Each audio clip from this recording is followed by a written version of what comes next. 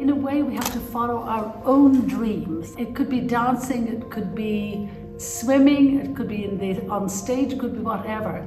And then just don't be afraid to try. Sometimes people spend ages thinking, oh, well, I should do this, I should do that.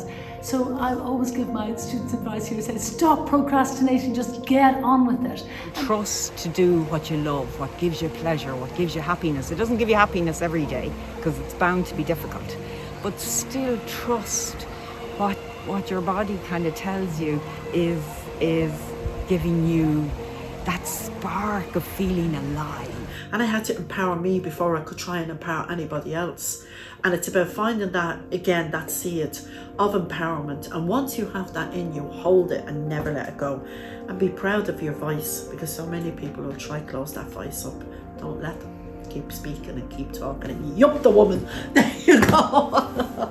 You have to set a standard for yourself, and though you may be disappointed by the fact that others don't comply with that standard or apply that standard, as long as you do, you can bring others with you and achieve what it is you've set out to achieve. And if that's just a belief in equality, you can ultimately achieve that. If it starts in your own world or your own little world, it then spreads out. So it's like a ripple effect. The biggest thing that we need to teach our kids, and I certainly try and push with mine, is resilience. So not cotton wooling, you have to make mistakes because you have to learn how to pick yourself up when things don't go your way. So that's really important. So don't be afraid of the mistakes. I think that's one thing that we are really fearful of sometimes, particularly when we're younger, that we're afraid that we'll do something wrong.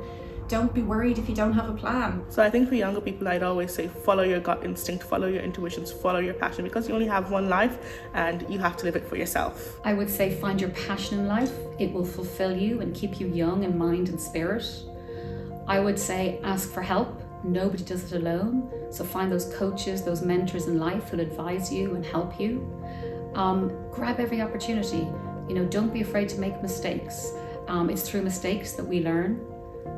Be continuously learning, evolving, growing, developing, and it'll give you an interesting perspective and a point of view and means you stay relevant. Don't be afraid of hard work. Anything meaningful in life requires hard work. And finally, I would say make long and lasting friendships, because they are ultimately what's going to fuel you in life. I'd say just make sure to have fun along the way. It's really important that you have fun. Life is just too short otherwise. Develop your confidence. You've a lot to give. I would say stick with your intuition. Intuition really matters. Women's intuition is very good. Sometimes we doubt ourselves, especially in the face of a lot of male attitudes and men's confidence. So I would say that's really important. But most of all, what has sustained me are the values I brought to my work as a social worker, as a politician. The values of equality, of opportunity, having a fairer society in Ireland, having an inclusive society, having a diverse society. And never was that more important, because we see what authoritarianism is doing across Europe and beyond. But life gives you opportunities, and I think you have to see yourself as a leader. I didn't actually, but looking back I can say that. If you're able to influence and network, and if you have a vision about the things you want to do, you can achieve amazing change. And that applies to governments, as well as those of us who've been lucky enough to serve as individuals in those governments in different ministries. I think something I always think about in life, whether that's your personal life or in your career or in your education, is to think about opportunities. So sometimes you get an opportunity because it comes your way. Sometimes you get an opportunity because you've worked really hard for it or you've looked for it.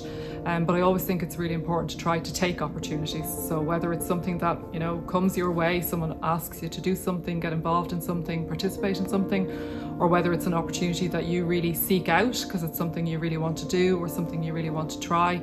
I think it's always really important to take opportunities whatever way they present themselves. And sometimes you can find that a bit nerve-wracking. I found that myself.